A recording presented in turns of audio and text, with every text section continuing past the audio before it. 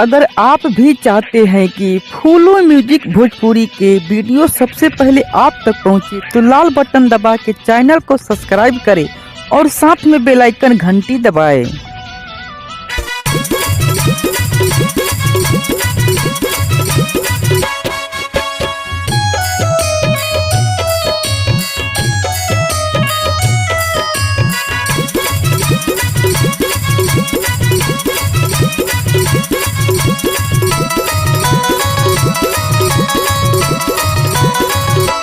राजा जी पूछू के न बाटे जन करिया हो। राजा जी पूछू के न बाटे जन करिया हो। ऐसे धारा जनी हमके या कवरिया हो। ऐसे धारा जनी हमके या कवरिया हो। राजा जी पूछू के न बाटे जन करिया हो। पियावा पूछू के न बाटे जन करिया हो। ऐसे धारा जनी हमके या कवरिया हो। ऐसे धारा जनी हमके या कवरिया हो।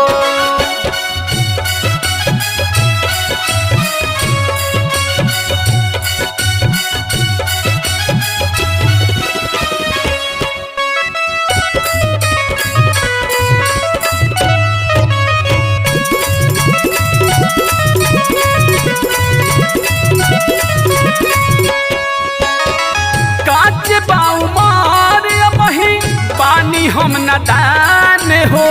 लागता कि ले राजा हमारी जान हो। ये राजा काचे बाऊ मारे वही पानी हम नदान हो। लागता कि ले राजा हमारी जान। ए जी मान बात जन कर परियारियन हो। राजा जी मान बात जन कर परियारिया हो। ऐसे धारा जनी हमके या कवरिया हो। ऐसे धारा जनी हमके या कवरिया हो।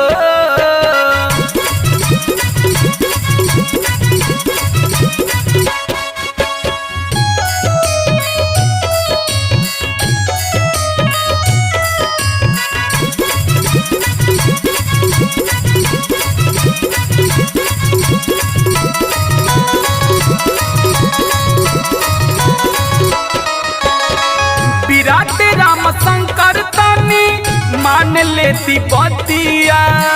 धर धर धर कतरी तेसे हमर छतिया हो।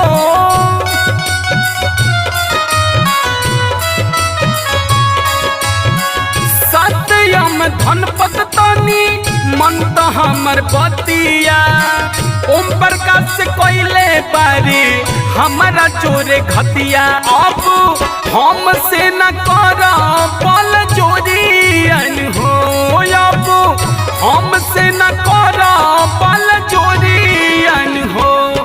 ऐसे धारा जनी हमके या कवरियन हो। ऐसे धारा जनी हमके या कवरियन हो।